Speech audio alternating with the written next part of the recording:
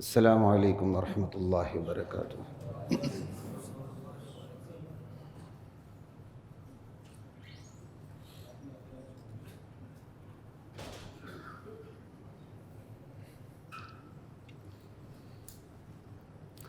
بسم اللہ والحمد للہ والصلاة والسلام علی رسول اللہ، اما بعد فاعوذ باللہ من الشیطان الرجیم، بسم اللہ الرحمن الرحیم۔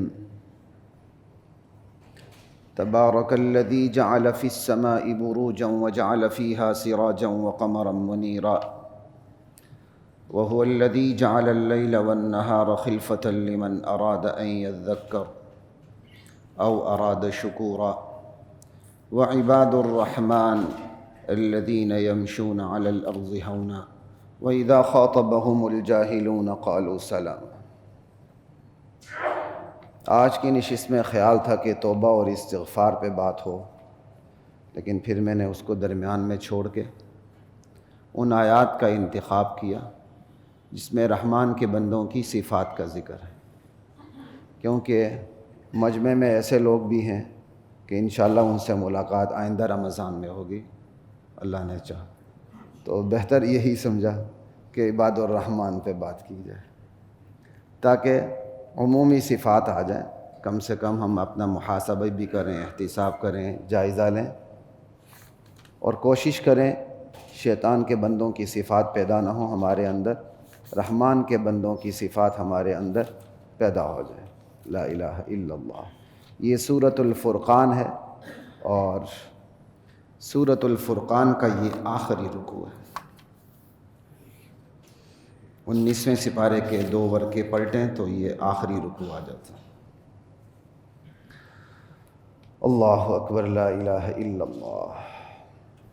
تبارک الذی جعل فی السماء بروجا، بہت عالی شان ہے، ذی شان ہے، متبرک ہے، برکتوں والا ہے وہ اللہ جس نے آسمان میں برج بنایا۔ برج سے ایک سیدھا سادہ معنی لیا گیا ہے، ستارے، لیکن برج سے مطلب وہ 12 برج بھی ہیں، برج بھی مراد لیے گئے ہیں، اور کوئی ایسا معنی بھی ہو سکتا ہے جس تک ہم ابھی نہ پہنچے ہوں، یہ بھی یاد رکھیے۔ یہ جو 6-7 بڑے مشہور سیارے ہیں، یہ مریخ، کون سے جی؟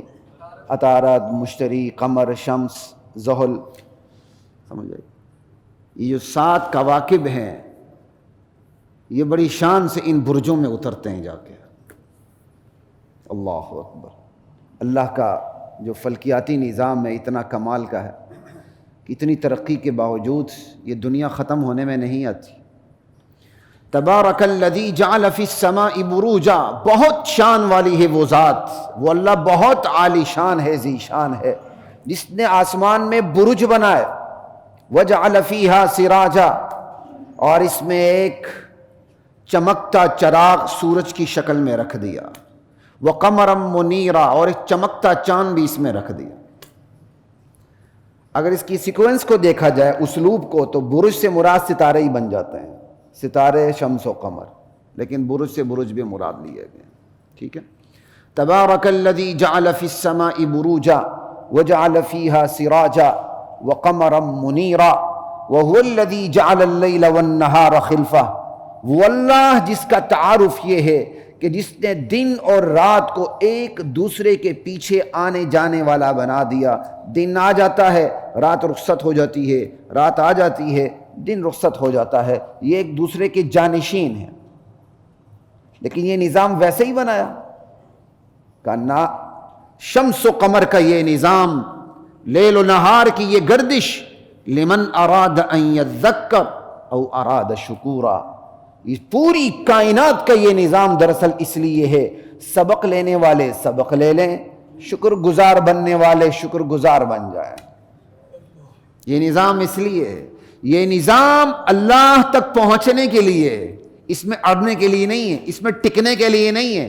اسی کو سب کچھ جاننے اور ماننے کے لیے نہیں ہے کہ کائنات ہی کو سب کچھ سمجھ لیا جائے، نہیں، یہ کائنات بنائی اللہ نے اس لیے کہ کائنات میں غور کر کے بندہ خالق کائنات تک پہنچ جائے۔ الحمدللہ رب العالمین، اس کا رواں رواں گواہی دے، یا اللہ واقعی تعریفیں صرف تجھی کو جچتی ہیں، کمالات صرف تجھی کو جچتے ہیں۔ الحمد کمالات، گزشتہ جمعہ اس پہ بات ہو چکی ہے، لا الہ الا اللہ، کئی سارا نظام نصیحت کے لیے، لمن اراد ان یذکر،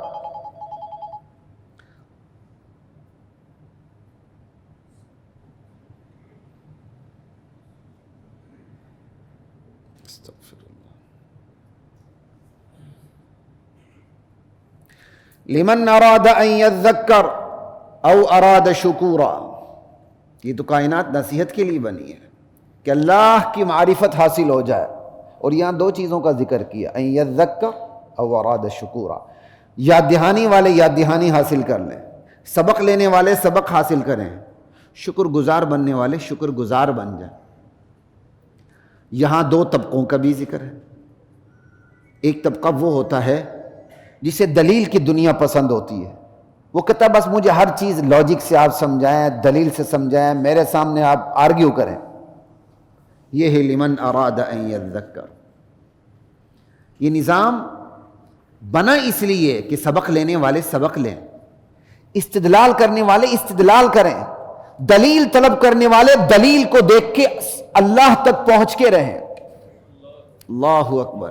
مختلف کیا کہتے ہیں ذہنیت کے لوگ ہوتے ہیں، اور ایک بہت بڑی تعداد انٹلیکچوئلز کی وہ ہوتی ہے شکر گزاری کی طرف آتی ہی نہیں، صرف دلیل کی طرف رہتی ہے۔ ان کو شکر گزاری سے کوئی لینا دینا نہیں ہوتا، بس ایک خمار ان پر سوار ہوتا، دلیل دلیل دلیل۔ اچھی بات ہے، لیکن دلیل توازن رہنا چاہیے۔ تو کہا دلیل لینے والے دلیل لے لیں، جو اس کائنات کو دلیل کی شکل میں دیکھے گا، یہ پوری کائنات اس کے لیے دلیل بن کے سامنے آئے گی، اللہ کے وجود پہ، اللہ کی وحدانیت پہ، اللہ کے وحدہ لا شریک ہونے پہ۔ اس کا پھر رواں رواں بولے گا لبیک اللہم لبیک لبیک لا شریک لک لبیک، یا اللہ میں تیرے در پہ حاضر ہوں، ایک بار نہیں، دو بار نہیں، بار بار حاضر ہوں۔ لبیک کا مطلب یہ ہے لبیک لا شریک لک لبیک، مولا میں تیرے در پہ حاضر ہوں، تیرا کوئی شریک نہیں، میں تیرے در پہ بار بار حاضر ہوں۔ ان الحمد والنعمت لک والملک، تعریفیں تیری، نعمتیں تیری طرف سے، اللہ اکبر، بادشاہت تیری، لا شریک لک، تیرا کوئی شریک نہیں، تیری ذات میں، تیری صفات میں، تیرے اعمال میں، تیرے اقتدار میں، تیری ساورنٹی میں کوئی شریک نہیں۔ لیکن برا ہو ان قریش مکہ کا، کفار مکہ کا، یہ اس میں بھی شریک کرتے تھے۔ انہوں نے 18ویں 12ویں 13ویں 14ویں ترمیم کی ہوئی تھی، وہ کہتے تھے الا شریکا تملکہ وما ملک، البتہ تیری صفات میں وہ شریک ہے تو خود ان کا مالک ہے، وہ مالک خود سے نہیں، تو نے ان کو مالک بنایا ہوا ہے، تیری عطا ہے، تیری عطا سے وہ غیب جانتے ہیں، تیری عطا سے ان کے پاس اختیارات ہیں، تیری عطا سے وہ ہمیں دیتے ہیں۔ کیا مطلب؟ وہ دلاتے ہیں، خود دیتے نہیں ہیں۔ اللہ کہتے ہیں کوئی دلا بھی نہیں سکتا، کوئی دے بھی نہیں سکتا۔ اللہ نے اپنی عطا سے کسی کو اپنے خدائی اختیارات سونپے نہیں ہیں۔ باپ اپنی عطا سے اپنے بیٹے کو اپنے اختیارات نہیں سونپتا۔ لا الہ الا اللہ۔ تو باقاعدہ مشرکین مکہ تلبیہ پڑھتے ہوئے یہ ترمیم کیا کرتے تھے، الا شریکا تملکہ وما ملک، البتہ تیرا وہ شریک ہے، تو اس کا مالک ہے، وہ کسی چیز کا مالک نہیں، جو کچھ ہوا تیری عطا سے ہوا ہے۔ انا للہ و انا الیہ راجعون۔ بندے کی ذات اپنی نہیں تو صفات اپنی کیسے ہو سکتی ہیں؟ تو جو کچھ ہوگا اللہ ہی کا ہوگا نا۔ جھگڑا اسی میں ہے کہ اللہ نے عطا کیا ہے یا نہیں۔ کہتا جی یہ تو علم غیب کوئی جھگڑا ہی نہیں ہے۔ جو کہتے ہیں عالم الغیب اللہ، وہ کہتے ہیں اللہ نے ذاتی طور پر عالم الغیب اللہ، جو کہتے ہیں نبی بھی عالم الغیب ہے، وہ کہتے ہیں اللہ نے عطا کیا، کوئی جھگڑا نہیں۔ آپ قرآن پڑھیں، جھگڑا ہی عطا کے اوپر ہے کہ اللہ نے عطا نہیں کیا۔ ہاں غیب کے بہت سے امور کی اطلاع ضرور دی ہے، جو اللہ بار بار کہتا ہے تلک من انباء الغیب نوحیہا الیک، ذالک من انباء الغیب نوحیہ الیک، یہ غیب کی خبر ہیں میرے نبی ہم آپ کو بتاتے ہیں۔ لیکن عطا صفت نہیں ہوئی ہے، خبروں میں سے خبریں ہوئی ہیں۔ اللہ کے لامحدود علم میں سے کچھ علم جو سمندر میں جس کی نسبت قطرے کے برابر بھی نہیں ہے، اللہ تعالیٰ نے اپنے بندوں کو، نبیوں کو وہ عطا کی ہیں، وہ دیے ہیں، لیکن صفت نہیں دی۔ صفت یہ ہوتی ہے کہ خود سے آپ خود سب کچھ کر لیں، خود سے آپ کو بغیر بتائے سب کچھ پتا ہو، بغیر کسی کے بتائے پتا ہو، ما کان ما یکون، یہ بغیر کسی کے بتائے پتا یہ کس کو ہے؟ صرف ایک اللہ کو ہے۔ اللہ کہتے ہیں یہ پوری کائنات ہم نے بنائی اس لیے لمن اراد ان یذکر، جو یہ چاہتا ہے نصیحت لے تو اس کے لیے پوری کائنات استدلال کا کام کرے گی، دلیل کا کام کرے گی۔ وہ کائنات پہ جتنا غور کرے گا اتنی اللہ کی احدیت اور وحدانیت کے سامنے سرنگو ہوتا چلا جائے گا، کیونکہ دو خدا چلا ہی نہیں سکتے، لا الہ الا اللہ۔ اور اگلا طبقہ او اراد شکورا، ایک بہت بڑا طبقہ یہ ہوتا ہے وہ دلیل کو سمجھتا بھی ہے لیکن اس کو زیادہ دلیلوں سے سروکار نہیں ہوتا، وہ کہتا ہے یار بس ہم اللہ کے شاکر بندے بن جائیں یہی کافی ہے۔ لیکن ایک طبقہ وہ بھی ہوتا ہے جو دلیل کو سمجھتا نہیں ہے، بیچارے بالکل الف بے بھی نہیں جانتے، لیکن وہ شکر گزار بننا چاہتے ہیں کہ ہمیں جو نعمتیں حاصل ہیں ہم اس کو پہچان جائیں کہ یہ نعمتیں کس کی ہیں۔ اتنی متضاد پہلو والی کائنات بنانا صرف اللہ کا کام ہے، جو دلیل کا بھی کام دے، جو انعام کا بھی کام دے۔ انعام کی شکل میں دیکھیں تو پوری کائنات انعام ہے، اور دلیل کی شکل میں دیکھیں تو پوری کائنات دلیل ہے۔ جو بندہ جس شکل سے دیکھے گا اسی شکل سے یہ کائنات اس کو نظر آئے گی۔ اگر وہ دلیل اور استدلال کی شکل میں دیکھنا چاہتا ہے تو وہ جتنے مرضی غوطے لگائے اس کی گہرائی کم نہیں ہوگی، وہ موتی چنتے چلا جائے گا لیکن جواہر اور موتی ختم ہونے میں نہیں آئیں گے۔ اور اگر وہ صرف شکر گزاری کی طرز پر دیکھنا چاہتا ہے کہ یہ نعمتیں ہیں کس کی، میں اسے دیکھنا چاہتا ہوں، پوری کائنات اس کو نعمت کی شکل میں نظر آئے گی۔ گندم کا ایک دانہ ہاتھ میں لے اور اس کے بعد سوچے کہ یہ گندم کا دانہ وجود میں آ کے پس کے آ کے لقمہ بن کے میرے منہ میں کیسے آئے گا، وہ اللہ کے سامنے سرنگوں ہو کے رہے گا۔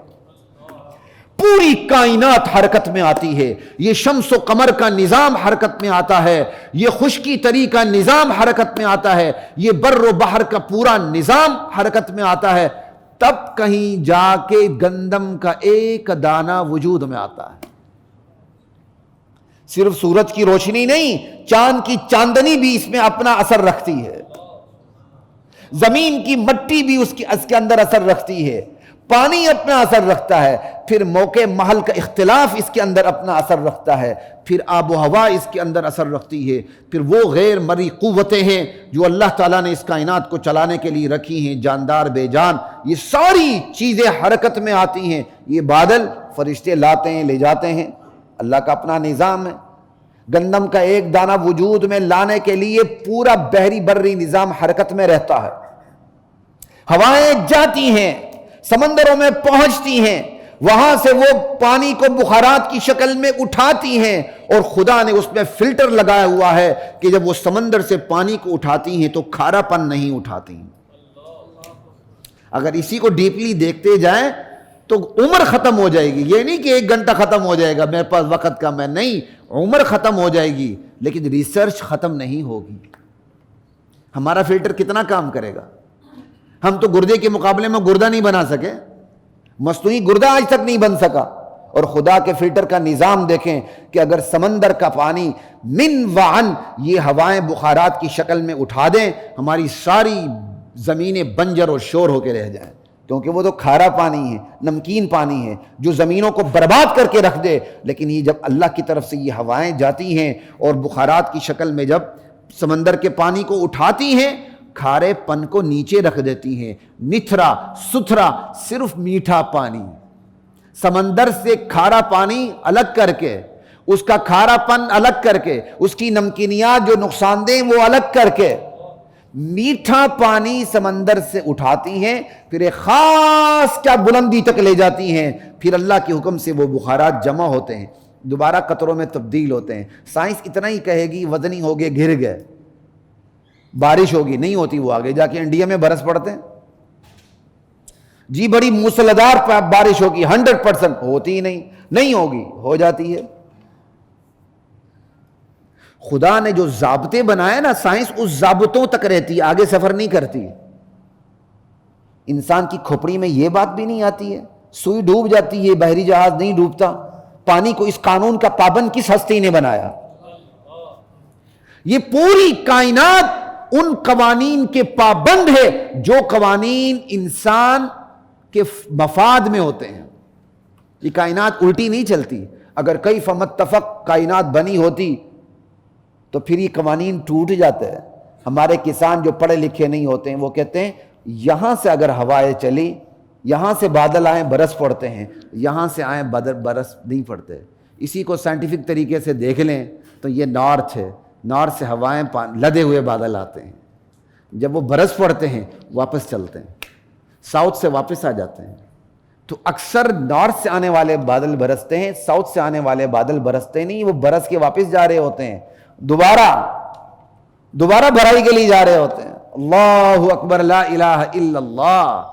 تو یہ پورا قانون بنا ہوا ہے۔ یہی ہے تسخیر کائنات۔ تسخیر کائنات کا مطلب یہ نہیں کہ بندہ کائنات میں الجھ کے رہ جائے اور خالق کائنات تک نہ پہنچے۔ تسخیر کائنات کا مطلب یہ تم جتنا غور کرو گے اس کے سارے قوانین تمہارے اپنے مفاد میں آتے ہیں، تمہارے اپنے مفاد میں۔ ابھی دیکھ لیں، جن کا بور ہوا وہ زیادہ اچھی طرح جانتے، جن کے گھروں میں بور ہے، گرمیاں آ گئی پانی ٹھنڈا شروع ہو گیا، سردیاں تھی پانی گرم۔ یہ کس قانون، اللہ تعالیٰ نے اس زمین کو کیوں اس قانون کا پابند بنایا ہے؟ اللہ اکبر، لا الہ الا اللہ، لا الہ الا اللہ۔ یہ ہے لمن اراد ان یذکر او اراد شکورا۔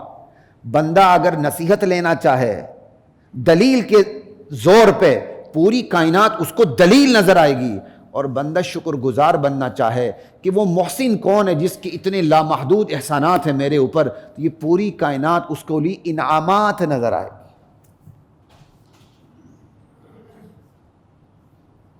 وعباد الرحمن، رحمان کے بندے یوں ہی کیا کرتے ہیں، وہ کائنات پہ غور کر کے کائنات پہ اٹک نہیں جاتے، بلکہ کائنات پہ غور کر کے صاحب کائنات تک پہنچ کے رہتے ہیں۔ تو بھائی عباد الرحمن ہیں کون؟ تو آپ سنو عباد الرحمن کی صفات کیا ہیں۔ وعباد الرحمن الذین یمشون علی الارض ہونا، رحمان کے بندے وہ ہیں جو زمین پر انکساری سے چلتے ہیں، بڑی نرم چال چلتے ہیں، ان کی چال میں عاجزی ہوتی ہے۔ عاجزی کا مطلب نہیں بندہ سر نیچے کر لے اور جا کے سیدھے کھمبے سے ٹکرا جائے، کھمبے سے نہیں ٹکرائے گا عورت سے ٹکرا جائے گا۔ کیوں؟ یہاں کی عورتیں معذرت کے ساتھ، معذرت کیا چیز ہے یار، چھوڑیں خواہ مخواہ دفع کریں معذرت کو۔ یہاں کی عورتیں جگہ ہی نہیں دیتی، جگہ ہی نہیں دیتی۔ آپ نے عورت کو روڈ کراس کرتے دیکھا ہے؟ کبھی وہ دیکھتی ہے کہ آگے سے گاڑی آ رہی ہے؟ نہیں، وہ کہتی ہے روڈ کراس کرنا میرا حق ہے، گاڑی والا خود گاڑی روکے۔ مرد بیچارہ ٹھٹرتا رہ جاتا ہے میں روڈ کیسے کراس کروں، 10 عورتیں کراس کر چکی ہوتی ہیں، نہیں تو کبھی مشاہدہ کر لیں۔ اسی طرح سروس روڈ پہ چلتے ہوئے آپ دیکھیں، آپ کو ٹھٹرنا پڑتا ہے، کلوز ہونا پڑتا ہے، اور عورت معذرت کے ساتھ چاہے وہ برقعے والی ہو، وہ تو سینہ تان کے آتی ہے کہ یہ تو سروس روڈ میرا حق ہے۔ مرد کا کیا کام ہے؟ آپ کو سائڈ پہ ہونا پڑتا ہے۔ لا الہ الا اللہ، کیسی عجیب بات ہے۔ جس عورت کی صفت یہ بتائی گئی ہے کہ اس کی چال میں بھی جھجک ہوتی ہے۔ فجاءتہ احداہما تمشی علی استحیاء، شعیب علیہ السلام کی بیٹیوں کے بارے میں اللہ کہتے ہیں جو موسیٰ علیہ السلام کا قصہ ہے، ان میں سے ایک بیٹی حیا کی سواری پر چلتی ہوئی آئی ہے۔ اس لیے عورت کو جب باہر نکلنے کا حکم ہے دیوار کے ساتھ لگ کے چلنے کا حکم ہے۔ آپ کو پتہ ہے حدیث میں یہ احکام ہے۔ اب یہ مولوی بھی نہیں سناتا احکام، مولوی یہی سناتا ہے ساس کی خدمت نہیں کرنی، سسر کی خدمت نہیں کرنی، مولوی یہی سناتا ہے۔ کیوں؟ عورتیں بڑی خوش ہوتی ہیں، لائک کرتی ہیں، سبسکرائبر ملتے ہیں، بیڑا غرق کیا ہے اس نے امت کا۔ ایسے مولویوں نے ہمارے معاشرے کا ستیہ ناش کر کے رکھ دیا ہے. جو اللہ ہمسائے کا حق بتاتا ہے وہ ساس سسر کا حق نہیں بتائے گا. ہمسائے تو ہمسائے چھوڑیں، جو اللہ راہ چلتے مسافر آپ کے ساتھ سیٹ پہ 2 گھنٹے کے لیے 10 منٹ کے لیے بیٹھا ہو، اللہ اس کا حق بتاتا ہے، وہ ساس سسر کا حق نہیں بتائے گا. ایسے مولویوں نے معاشرے کا بیڑا غرق کر کے رکھا ہوا ہے. آج دیندار عورت بھی سر اٹھا کے کہتی ہے ساس سسر میرا کوئی حق نہیں ہے. تو اس پورے خاندانی نظام میں جو تجھے سیکیورٹی ملی ہوئی وہ بھی تیرا کوئی حق نہیں ہے. یہ جو بدلتے موسم کے ساتھ تیرے درجن درجن کپڑے بدلتے ہیں یہ بھی تیرا کوئی حق نہیں ہے. پھر ایک نیک اور عادل مرد کے اوپر قبضہ کر کے رکھنا یہ تیرا حق نہیں ہے، 3 اور عورتوں کا بھی حق ہے. پتہ چل جائے گا تجھے. یہ عجیب بات ہے کہ ایک عورت نے ایک نیک مرد کو قابو کر کے رکھا ہوا ہے، 3 عورتوں کو محروم کر کے رکھا ہوا ہے. میرا خیال تھا میں اس میں بھی بیان کروں انشاءاللہ. میں قرآن کے اسلوب کو سامنے رکھ کے بیان کروں گا. قرآن یہ حق بتاتا ہے، عورتوں کے حق کے طور پر ذکر کرتا ہے کہ 1 سے زائد نکاح. عاجزی کی وقت کہتا ہے 1 پہ گزارا کر لو. ہم نے اس کو اصل قانون بنا لیا. آئے نا پھر تمام قوانین کی طرف آئے، پتہ چل جائے. تو اس معاشرے کا بیڑا غلط ان نام نہاد میٹھے مولویوں نے بھی کیا ہوا ہے جو معاشرے کی نبض پر ہاتھ رکھتے ہیں کہ معاشرہ کون سی بات سننا پسند کرتا ہے وہی سناتے ہیں، اسی طرف ان کا جھکاؤ ہوتا ہے. معاشرہ کون سی بات سننا پسند نہیں کرتا وہ بیان نہیں کرتے. اگر کرے نہیں یہ فرقہ واریت ہے. اللہ پوچھے گا ان مولویوں سے، پوچھے گا انشاءاللہ ایسے میٹھے میٹھے مولویوں سے جنہوں نے میٹھے کی لت لگا دی ہے. یہاں کے میٹھے سے تو شوگر ہو جاتی ہے اور خالی دین میں میٹھے میٹھے میٹھے سے جہنم ہو جاتی ہے. اسلام توازن کا نام ہے. اسلام غیر متوازن دین نہیں ہے. اب لوگوں نے گاڑیوں پر بھی لکھا ہوا ہے اے مومن تو سوچ اللہ محبت سے دیکھ رہا ہے. اللہ کہتا خبیر بما تعملون بصیر بما تعملون. جو کرتوت کر رہے ہو، جو حرکت کر رہے ہو، جو اچھا کر رہے ہو، جو برا کر رہے ہو دیکھ رہا ہوں. یہ کہتا نہیں محبت سے دیکھ رہا ہے. تو نے گاڑی میں نور جہاں کے گانے لگائے ہوئے ہیں اور ساتھ گاڑی کے پیچھے لکھا ہوا ہے جناب علی اللہ محبت سے دیکھ رہا ہے. اللہ غضب اور جلال اور انتقام سے دیکھ رہا ہے. یہ یک طرفہ جو گاڑی ہے بعض میٹھے میٹھے مولویوں نے چلائی ہوئی ہے، معاشرے کا بیڑا غرق کر کے رکھ دیا ان لوگوں نے. اور توحید کیا ہے؟ دکان سے کچھ نہیں ہوتا، مکان سے کچھ نہیں ہوتا. یہ توحید نہیں ہے. اتنی توحید پر مشرکین عرب بھی ایمان رکھتے تھے. کہو جس قبر وہ مزرگ دفن ہے وہ کچھ نہیں کر سکتا، وہ میری اور آپ کی تقدیر کا مالک نہیں ہے. ہاں اس کی محنتیں ہیں کہ اس بر صغیر پاک و ہند میں اسلام پھیلا، اللہ اس کی قبر کو جنت کا باغ بنایا، لیکن وہ ہمارا حاجت روا مشکل کشا نہیں ہے. وہ جو تعلیم لے کر آیا تھا اس تعلیم پر عمل کرنے کی ضرورت. یہ توحید کوئی بیان نہیں کرے گا. کیوں؟ معاشرہ ناراض ہوتا ہے. لا الہ الا اللہ. وعباد الرحمن الذین یمشون علی الارض ہونا. رحمان کے بندے ان کا پہلا تعارف یہ ہے کہ وہ زمین پر نرم چال چلتے ہیں. یہ بول چال ہمارا محاورہ بھی ہے نا، انسان اپنے بول چال سے پہچانا جاتا ہے. تو سب سے پہلے رحمان کے بندوں کی صفات میں بول چال کا ذکر ہے، حالانکہ اس سے زیادہ اہم صفات بعد میں آ رہی ہیں. وہ کون سی؟ رحمان کے بندے شرک نہیں کرتے، زنا نہیں کرتے، ناحق قتل نہیں کرتے. 3 بڑی صفات بعد میں آ رہی ہیں، یہ پہلے آ رہا ہے. اس کا یہ مطلب نہیں یہ زیادہ اہم ہے وہ غیر اہم ہے، نہیں. قرآن کا اپنا اسلوب ہے. کہیں کسی بات پر زور دینا ہوتا ہے تو اس کو پہلے لے آتا ہے. یہ نہیں ہوتا بعد والی بات زیادہ غیر اہم ہے، وہ اس سے بھی زیادہ اہم ہے. لیکن یہاں بتانے کا مقصود یہ ہے رحمان کے بندوں پر اللہ کی کبریائی کا، اللہ کے جلال کا، اللہ کی صفات کا وہ پرتو پڑتا ہے. وہ اثرات اس کے اوپر اللہ کی عظمت کے مرتب ہوتے ہیں کہ اس کے اثرات اس کی چال میں بھی نمایاں ہوتے ہیں. وہ بغیر کسی تعارف کے رحمان کا بندہ اپنی چال سے پہچانا جاتا ہے یہ رحمان کا بندہ جا رہا ہے. اور ہم بھی اپنے معاشرے میں چال سے پہچان لیتے ہیں. ایک غنڈے بدماش کی چال کتنی مختلف ہوتی ہے. گلی کا کن ٹوٹا ہو تو آپ نے نہیں دیکھا، ان پڑھ 1 نمبر کا ہوگا، ABC اس کو نہیں آتی ہوگی، لیکن اس کے ذرا بازو تو دیکھیں اس کو. وہ بدماش اس لیے بنا ہے کہ باغی بغیرت بنے ہوئے ہیں. وہ بغیرت نہ ہو تو یہ بے ایمان بدماش نہ بنے. اس لیے ہمارے علاقوں میں ایسے فرد واحد کی گلی کے کنٹوٹوں کی بدماشی نہیں چلتی. یہاں عجیب ہے بیچارے، کیونکہ شہروں میں ہر طرف سے لوگ آئے ہوتے ہیں، پورے پاکستان کے لوگ ہوتے ہیں، ہر گھرانہ دوسرے گھرانے سے اجنبی ہوتا ہے، وہاں ایک معمولی کنٹوٹک بھی پورا بدماش بن جاتا ہے، کچھ عرصے بعد وہ کونسلر بن جاتا ہے، پھر بعد میں MNA اور MP، اور پھر ترقی کرتے ہوئے ترقی کے منازل طے کرتا ماشاءاللہ پھر وہ، کیونکہ جمہوریت کا یہی اثر ہے، جمہوریت میں نیکی کو ووٹ نہیں پڑتے کبھی بھی، ہمیشہ شر کو ووٹ پڑتے ہیں، یہ ایک الگ دکھتا سلگتا موضوع ہے۔ جمہوریت میں خیر و شر معیار نہیں ہوتا، قلت اور کثرت معیار ہے۔ ہم بڑے خوش ہوتے ہیں قرارداد مقاصد ہمارے آئین کا حصہ ہے، جی یہ آئین کا حصہ ختم بھی ہو سکتا ہے جمہوریت کے زور پہ، ختم بھی ہو سکتا ہے کہ نہیں ہو سکتا؟ گزشتہ یا گزشتہ سے پیوستہ حکومت میں ایک پارٹی نے کوشش بھی کی تھی قرارداد مقاصد کو واپس آرٹیکل سے نکال کر پریمبل میں ڈال دیا جائے، وہ کوشش ناکام کیوں ہوئی؟ کثرت نہیں تھی، اس لیے نہیں ہوئی کہ یہ شر ہے ایسا نہ کرو، اس لیے کہ کثرت نہیں ہوئی۔ اس لیے اس آئین کے بارے میں بھی زیادہ غلط فہمی اور خوش فہمی کا شکار نہ ہو۔ ہمارے بعض میٹھے میٹھے مولوی اس بارے میں بھی کچھ عوام کو غلط فہمی کا شکار رکھتے ہیں۔ ہاں اس آئین کی بہت سی دفعات اسلامی ہے، اللہ کا شکر ہے، لیکن ابھی کی پاور نہیں ہے۔ کی پاور ہو تو یہ ہو سود حلال ہو، صدر مملکت کو اختیار حاصل ہو کہ وہ مقتول کے کیا کہتے ہیں قاتل کو معاف کر سکے مقتول کے ورثاء کی مرضی کے بغیر۔ من حیث القوم ہم منافق لوگ ہیں، ہم حج بھی کعبہ کا کرتے ہیں، گنگا کا اشنان بھی کرتے ہیں، شیطان کو بھی راضی کرتے ہیں، رحمان کو بھی خوش کرنے کی کوشش کرتے ہیں۔ یہ شعر ویسے نہیں بنا ہوا، بڑا کمال کا شعر ہے، بڑا اچھا لگتا مجھے۔ حج بھی کعبہ کا کیا، گنگا کا اشنان بھی، خوش رہے شیطان بھی، راضی رہے رحمان بھی، او کما قال الشاعر۔ تھوڑی بہت دوسرے مصرے میں آگا پیچھے ہو سکتا۔ لا الہ الا اللہ۔ بندہ اپنی چال سے پہچانا جاتا ہے، گلی کا کنٹوٹا اپنی چال سے پہچانا جاتا ہے، گاؤں کا چودھری اپنی چال سے پہچانا جاتا ہے، ایک مریض اپنی چال سے پہچانا جاتا ہے، ایک مغرور اپنی چال سے پہچانا جاتا ہے، ایک ریاکار اپنی چال سے پہچانا جاتا ہے، تو پھر ایک نیک انسان اپنی چال سے پہچانا کیوں نہ جائے؟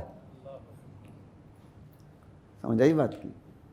گاؤں کا چودھری اگر دیندار ہے تو پھر وہ گاؤں کی عورتوں پر اس کی نظر نہیں ہوگی، سر اس کا نیچے ہوگا، لیکن گاؤں کا وہی چودھری مچھل ہے پورا، کبھی اس نے نماز نہیں پڑھی، استنجا کا اس کو پتہ نہیں ہے، تو وہ چل رہا ہوگا پیچھے اس کی دھوتی گاؤں کی صفائی کرتے ہوئے آ رہی ہوگی، اس کی چال ہی کچھ اور ہوگی، وہ اپنی چال سے پہچانا جاتا ہے۔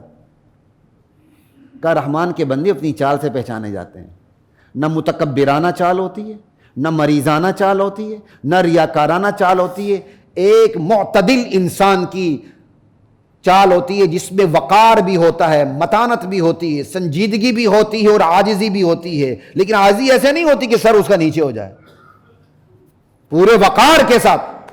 کل میں ایسے آ رہا تو رمضان کا اثر ہم جیسے گناہگاروں پر بھی کچھ پڑ جاتا ہے نا۔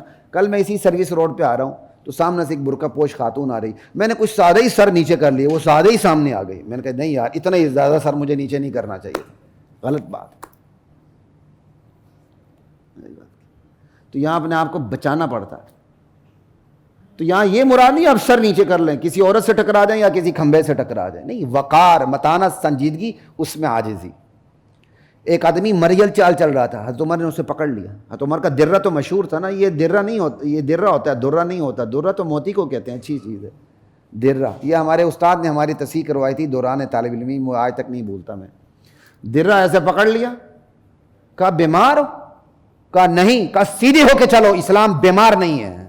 اللہ اکبر۔ کہا سیدھے ہو کے چلو، اسلام بیمار نہیں ہے۔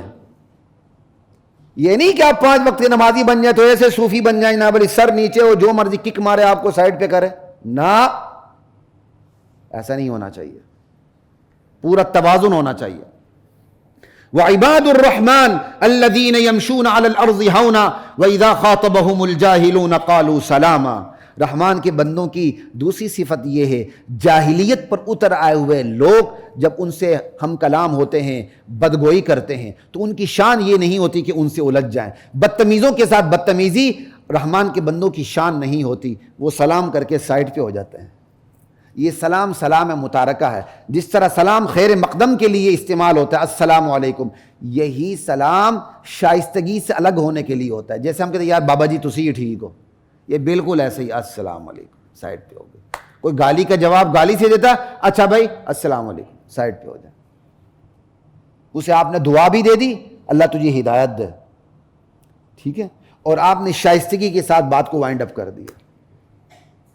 لا الہ الا اللہ. ایسے اچھے اچھے لوگ کر دیں، اچھے لوگ اس میں مبتلا. آپ ایسے لوگوں کو دیکھیں گے آپ سے فون پہ بات کر رہے ہوں گے، آپ کی مرضی کے مطابق، اس کی مرضی کے مطابق آپ کی بات نہیں ہوگی، دڑم سے فون بند کر دیں گے. ایک نمبر کے جاہل اور بدتمیز ہوتے ہیں.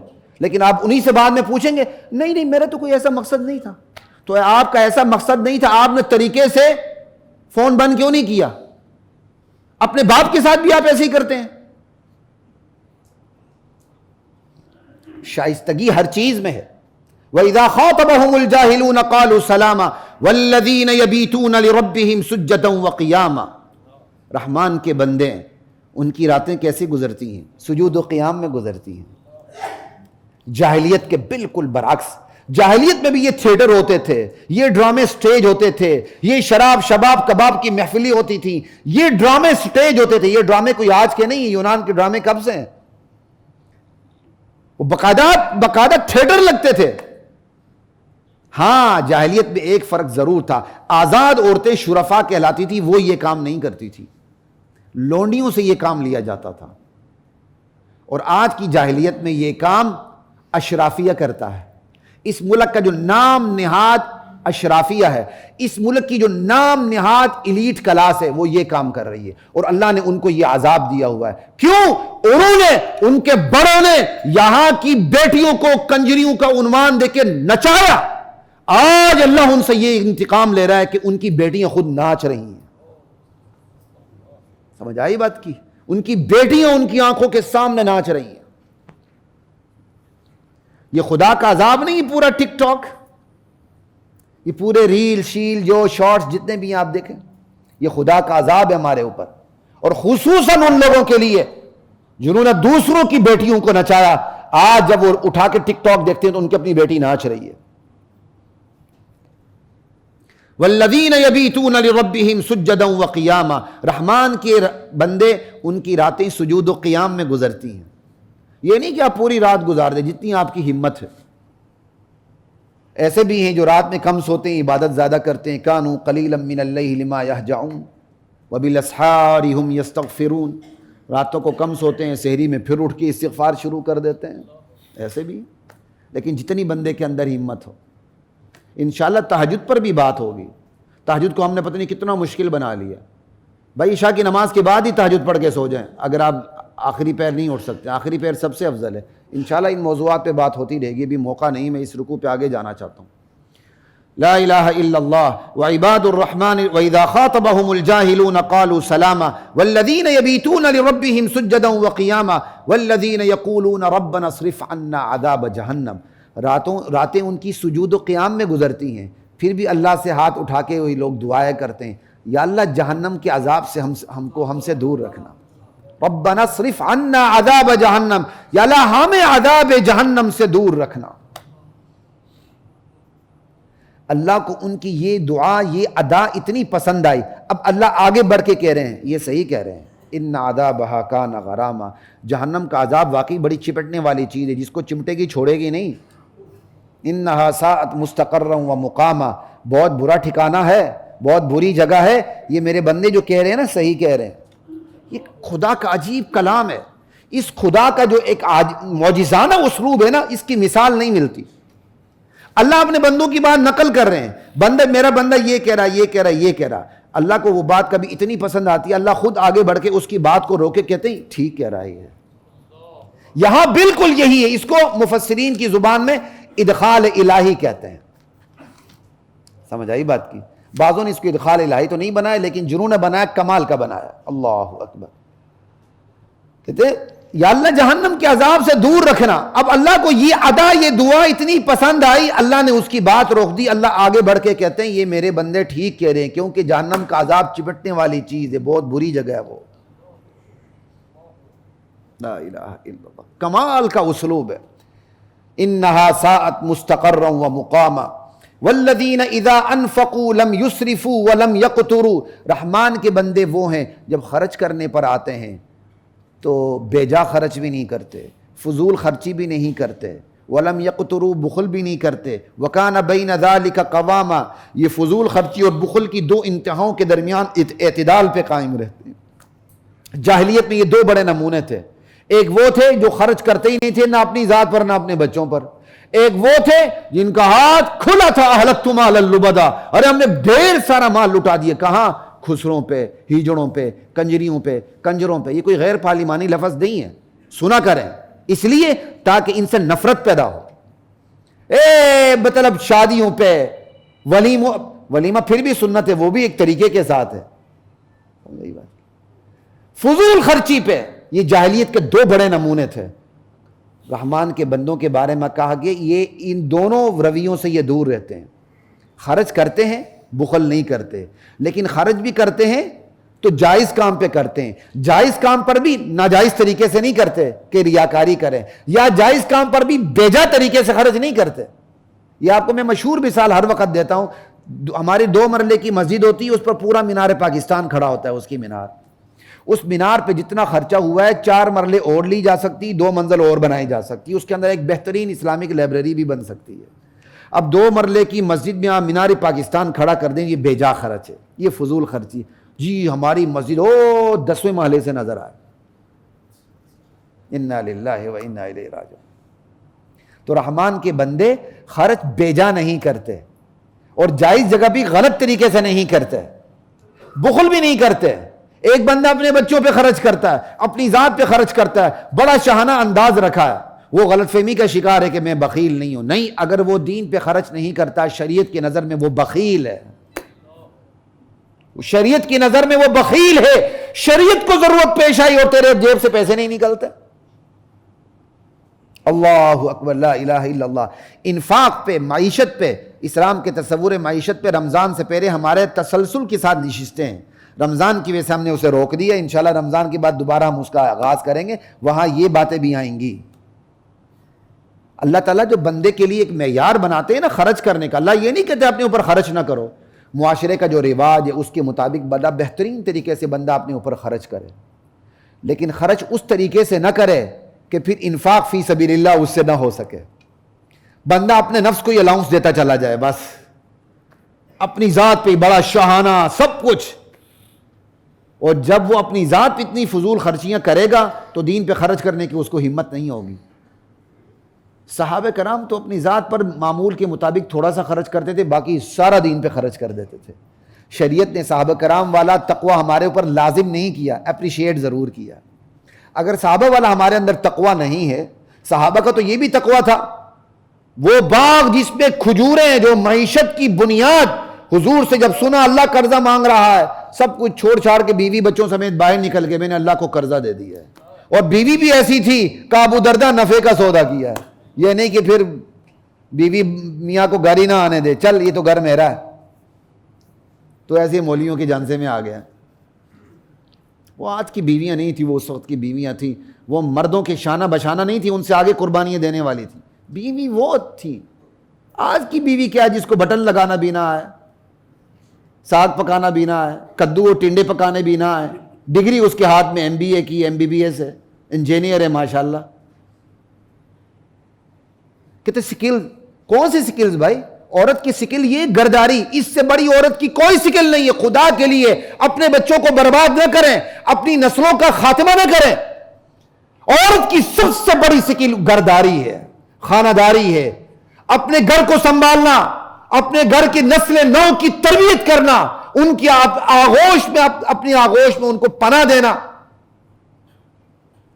ان کی صحیح تربیت کرنا، یہ سکلز ہیں۔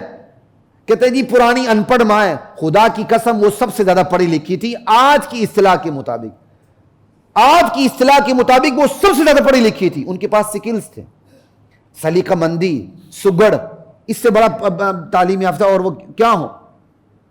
اور آج بڑی بڑی ڈگریاں ہاتھ میں، پیاز چھیلنا نہیں آتا، منہ چڑھاتی ہیں۔ اوپر سے مولوی نے بھی کہہ دیا نہ ساس ہے نہ سسر، اس نے کہا نہ شوہر، چل جا چھٹی۔ انا للہ و انا الیہ راجعون۔ اس لیے عذاب کو گھر میں نہ پالیں، ثواب کو پالیں گھر میں، ثواب کو۔ لا الہ الا اللہ واللہ اکبر۔ والذین یقولون ربنا اصرف عنا عذاب جہنم ان عذابها کان غراما انہا ساءت مستقرا ومقاما. یہ بھی ہو گیا. والذین لا يدعون مع اللہ الہا آخر. رحمان کے بندے اللہ کے ساتھ کسی اور الہ کو نہیں پکارتے. کتنی کھلی ہوئی آیت ہے, کتنی کھلی ہوئی آیت ہے کہ مصیبت آئے, بیٹا نہیں ہو رہا, بیٹی نہیں ہو رہی, مقدمے میں کامیابی نہیں ہو رہی, لٹ گیا میں, تو کس کو پکارنا ہے؟ اللہ کو. اللہ کہتے رحمان کے بندے اللہ کے علاوہ کسی الہ کو پکارتے. کتنی کھلی ہوئی آیت ہے. پھر بھی اللہ کے در کو چھوڑ کے کسی اور کے در پہ جا کے اپنا ماتھا ٹیکتا ہے, وہ اپنی قسمت کو خود برباد کرتا ہے. وہ در نہیں جس پہ سر نہ جھکے, وہ سر نہیں جو ہر در پہ جھکے. یہ سر صرف اللہ کے در پہ جھکے, بس یہی توحید ہے, یہی توحید ہے. والذین لا يدعون مع اللہ الہا آخر. رحمان کے بندے وہ ہیں جو اللہ کے ساتھ کسی اور الہ کو پکارتے نہیں. ولا يقتلون النفس التي حرم اللہ الا بالحق. ناحق کسی کو قتل کرتے نہیں. ولا يزنون. وہ زنا کرتے نہیں, زنا کے قریب پھٹکتے نہیں. 3 بڑے گناہ گنائے جو زمانہ جاہلیت میں فیشن تھے. شرک کرنا بھی فیشن تھا, قتل کرنا بھی فیشن تھا, بات پہ زنا کرنا بھی فیشن تھا آج کی طرح. اس وقت وہ زنا کرتے تھے, صبح اس زنا کو شاعری میں بیان کرتے تھے, ہم نے یہ کیا یہ کیا یہ کیا یہ کیا. آج لوگ زنا کرتے ہیں, ٹک ٹاک پہ چھوڑ دیتے ہیں, اور ویڈیوز ساری چھوڑ دیتے ہیں. بھائی ہر دور کا اپنا میڈیا ہوتا ہے. اس دور کا سب سے بڑا میڈیا شاعری تھی. وہ جو کرتوت کرتے تھے وہ شاعری میں بیان کرتے تھے. نسوانی اعضاء تک کو وہ شاعری میں بیان کرتے تھے. آج وہی چیزیں آپ کے سوشل میڈیا کے اوپر ہیں. وہ اس وقت کا میڈیا وہ تھا, آج کا میڈیا یہ ہے.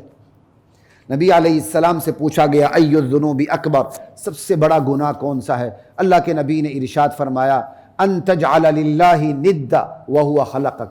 تم اللہ کے ساتھ کسی کو اس کا مد مقابل ہمسر ٹھہراؤ, حالانکہ اللہ نے تجھے پیدا کیا.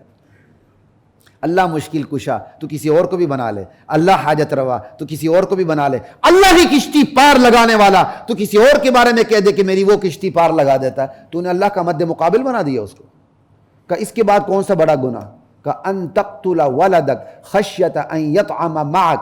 تو اپنے بچے کو قتل کر دے اس خوف کے کہ وہ تیرے ساتھ کھانے میں شریک ہو جائے گا. یہ بھی ہے کہ نہیں آج؟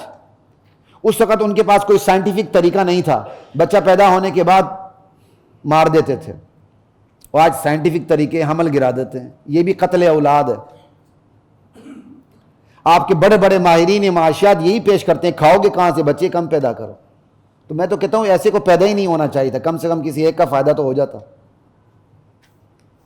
لا الہ الا اللہ. کہ اس کے بعد تیسرا بڑا گناہ کون سا ہے؟ آپ نے فرمایا ان تزانی حلیل جارک,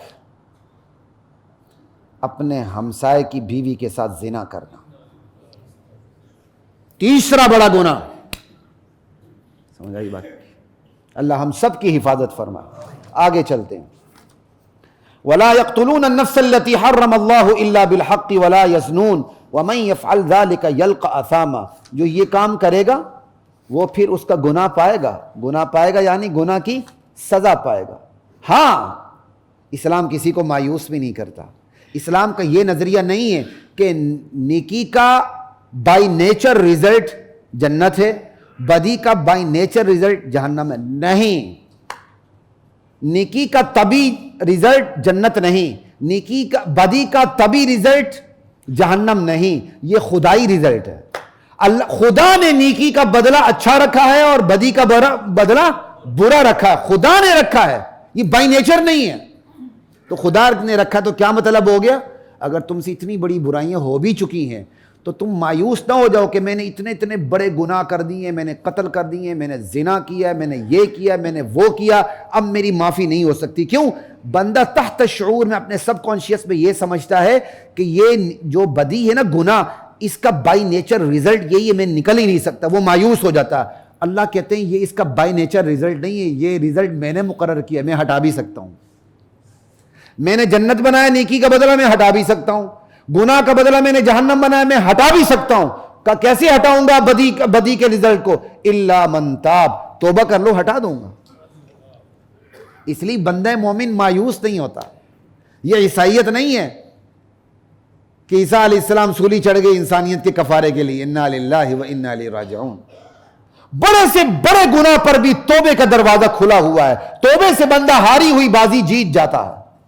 یہ بات یاد رکھیے, توبے سے بندہ ہاری ہوئی بازی جیت جاتا ہے. توبے پہ انشاءاللہ مستقل بیان ہوگا اللہ تعالیٰ نے چاہا. الا من تاب, توبہ کرے, آ جائے, پھر توبہ کے اپنے تقاضے, حقوق العباد مارے ہیں تو آہستہ آہستہ دینا شروع کر دے. حقوق اللہ ہیں ان کی قضا شروع کر دے, اس کی تفصیل کا موقع نہیں. یہ نہیں کہ صرف کان کھینچ کھینچ کے ساری بلیک منی وائٹ ہو جائے, ایسا نہیں. الا من تاب وآمن وعمل صالحا فاولئک یبدل اللہ سیئاتہم حسنات. جو توبہ کرے, پلٹ آئے, ایمان لے آئے, نیک اعمال پہ اتر آئے, اب اللہ تعالیٰ کیا کرتے ہیں, اس کی برائیاں مٹا دیتے ہیں, نیکیاں لکھنی شروع کر دیتے ہیں. اس کی نیکیاں بڑھتی چلی جاتی ہیں, برائیوں کو ڈانکتی چلی جاتی ہیں. وَكَانَ اللَّهُ غَفُورًا رَحِيمًا. بندہ حیران ہوتا ہے, میں نے اتنے بڑے گناہ کیے, اللہ نے پھر بھی سارے گناہ جلا کے رکھ دیے. کہ اللہ کی تو شان یہی ہے, غفور الرحیم ہے. وہ سارے گناہوں کو سوخت کر کے رکھ دیتا ہے. وَمَن تَابَ وَعَمِلَ صَالِحًا فَإِنَّهُ يَتُوبُ إِلَى اللَّهِ مَتَابًا. جو پلٹ آتا ہے, نیکی کرتا ہے, وہ اللہ کی طرف پلٹ آنے کا حق ادا کر دیتا ہے. تو اللہ تعالیٰ اس کی توبہ قبول کیوں نہ کرے. اور کئی دفعہ بندہ توبہ کرتے ہوئے جھجکتا ہے کہ میں توبہ کروں گا, تو توبے سے پہلے جو میری ایک مجلس ہے, میرا ماحول ہے, جو میری ایک کمپنی ہے, توبے کرنے کے بعد مجھے وہ کمپنی چھوڑنی پڑے گی, مجھے ایسی کمپنی ملے گی نہیں, میرا دل نہیں لگے گا, یا اللہ مجھے قبول نہیں کریں گے. کہا نہیں, تم توبہ کرو سچے دل سے, تو شان سے واپسی ہوگی اللہ کی طرف. اللہ تمہاری بری کمپنی کے مقابلے میں تمہیں اچھی کمپنی دے دیں گے, تمہاری بری صحبت کے مقابلے میں تمہیں اچھی صحبت دے دیں گے. اللہ تمہیں ذلیل نہیں کریں گے, شان سے واپس لیں گے تمہیں. فَإِنَّهُ يَتُوبُ إِلَى اللَّهِ مَتَابًا وَالَّذِينَ لَا يَشْهَدُونَ الزُّورَ. رحمان کے بندے وہ ہیں جو جھوٹی شہادت نہیں دیتے. صرف عدالتوں میں نہیں, عام طور پر جو ہم بیٹھے ہوتے ہیں جھوٹی شہادت کے لیے کھڑے ہو جاتے ہیں. رحمان کے بندے جھوٹی شہادت نہیں دیتے. ایک, رحمان کے بندے جھوٹی محفلوں میں شریک نہیں ہوتے. وہ کام کرتے ہی نہیں ہیں کہ جہاں وہ جھوٹ کے تماشائی بنے. یہ زور کا لفظ بہت عام ہے. وہ کام جو بندے کی سنجیدگی, متانت اور وقار کے خلاف ہو, وہ بھی زور ہے. اب ایک بہت بڑی دنیاوی شخصیت ہے, اللہ تعالیٰ نے اس کو بڑی طاقت دی, اختیارات دیے, وہ جا کے کرکٹ میں ہی دیکھنا شروع کر دے, تو یہ اس کی سنجیدگی سے گری ہوئی بات ہے. کیوں؟ یہ تو تماشائی. اسلام آپ کو کرکٹ سے منع نہیں کرتا, ہم بھی کھیلتے رہے, آج بھی کھیلیں, کوئی منع نہیں کرتا. لیکن کرکٹ جیسی گیم کو زندگی بنا لینا, پھر آج کل جو زندگی بنی ہوئی ہے, فحاشی کا ذریعہ بنا ہوا ہے, اور ایک چھکے پہ ٹھمکے لگائے جاتے ہیں, اس میں کسی شریف آدمی کا تماشائی بن کے جانا, خدا کی قسم نہ صرف اس کے دین کے وقار کے خلاف ہے, اس کی دنیا کے وقار کے بھی خلاف ہے. اللہ نہیں چاہتے کہ ہم بندہ اپنے وقار کو داؤ پہ لگائیں. کہ رحمان کے بندے اپنے وقار کو, اپنی سنجیدگی کو, اپنی متانت کو داؤ پہ نہیں لگاتے. وہ کسی ایسی محفل میں شریک ہی نہیں ہوتے جہاں ان پہ داغ لگے اور اچانک گزر ہو جائے. ایسے وقار سے گزرتے ہیں جیسے کوڑا کرکٹ کے ڈھیر سے گزر رہے ہیں. والذین لا یشہدون الزور واذا مروا باللغو مروا کراما والذین اذا ذکروا بآیات ربہم لم یخروا علیہا صما وعمیانا. رحمان کے بندے وہ ہیں جب انہیں رب کی آیات کے ذریعے نصیحت کی جاتی ہے تو اس میں وہ نکتہ چینیاں تلاش نہیں کرتے. اوے قرآن ذرا دیکھو یہ مولوی نے کتنی غلط باتیں کی, ذرا پکڑو قرآن کی آیت کو, جو 1400 سال بعد گراؤنڈ ریئلٹیز کتنی تبدیل ہو چکی ہیں, یہ باتیں کیا ہو رہی ہیں. کہا نہیں, رحمان کے بندوں کی صفت یہ ہے جب رب کی آیات کے ذریعے, یہاں خوابوں کے ذریعے نہیں, کسے کہانیوں کے ذریعے نہیں, رب کی آیات کے ذریعے جب انہیں نصیحت کی جاتی ہے, وہ اس کے نکتہ چینیوں کے پیچھے نہیں لگ جاتے ہیں, بلکہ اس کا اثر قبول کرتے ہیں, اس کا اثر قبول کرتے ہیں. لم يخروا عليها صما وعميانا والذين يقولون ربنا هب لنا من ازواجنا وذرياتنا قرة اعين. رحمان کے بندے صرف اپنی فکر نہیں کرتے, اپنی اولاد کی بھی فکر کرتے ہیں, اپنی بیویوں کی بھی فکر کرتے ہیں. کہتے ہیں یا اللہ ہمیں اپنی بیویوں سے, ہمیں اپنی اولاد سے آنکھوں کی ٹھنڈک عطا فرما کہ وہ بھی نیک بن جائیں, دیندار بن جائیں. یا اللہ تو نہ دین میں ان میں کمی کر, نہ دنیا میں ان کے لیے کوئی کمی کر, انہیں ہمارے لیے آنکھوں کی ٹھنڈک بنا دے. وجعلنا للمتقین اماما. رحمان کے بندے یہ دعا کرتے ہیں یا اللہ ہمیں اہل تقوی کا پیشوا بنا دیں، اہل تقوی آ کر ہم سے ہدایت حاصل کیا کریں، ہمیں ہدایت کا چراغ بنا دیں۔ یہیں پہ بات ختم ہو رہی ہے، اولئک یجزون الغرفۃ بما صبروا ویلقون فیہا تحیۃ وسلاما، یہی وہ لوگ ہیں جنہیں جنت میں بڑے بڑے بالا خانے، بلند و بالا خانے ملیں گے صبر کی وجہ سے، کہ انہوں نے دنیا میں حرام سے صبر کیا ہوگا، حلال پہ اکتفا کیا ہوگا، اور ہر طرف سے دعائیں اور سلام داخل ہوں گے، فرشتے استقبال کریں گے۔ کیا پروٹوکول ہوگا اہل ایمان کا جو ختم ہونے والا نہ ہوگا؟ یہاں کا پروٹوکول کیا ہے؟ 3-4 سال بعد ختم، 5-7 سال بعد ختم، جو سلوٹ مارتے تھے وہ بھی ٹیڑھی آنکھ سے سائڈ پہ دیکھ کے گزر جائیں گے۔ ایسا وہاں نہیں ہوگا، وہاں جو ہوگا لازوال ہوگا، دائمی ہوگا۔ اور سب سے بڑا سلام کون کرے گا؟ السلام علیکم، اللہ کریں گے۔ یہ ہے سورہ یاسین کے اندر، اللہ مجھے اور آپ کو اپنا سلام نصیب فرمائے، ہم جنت میں داخل ہوں، اللہ محبت سے مجھے اور آپ کو السلام علیکم کہے، سلام قولا من رب الرحیم۔ اللہ اکبر، وآخر دعوانا الحمدللہ رب العالمین۔ وَلَقَدْ أَنزَلْنَا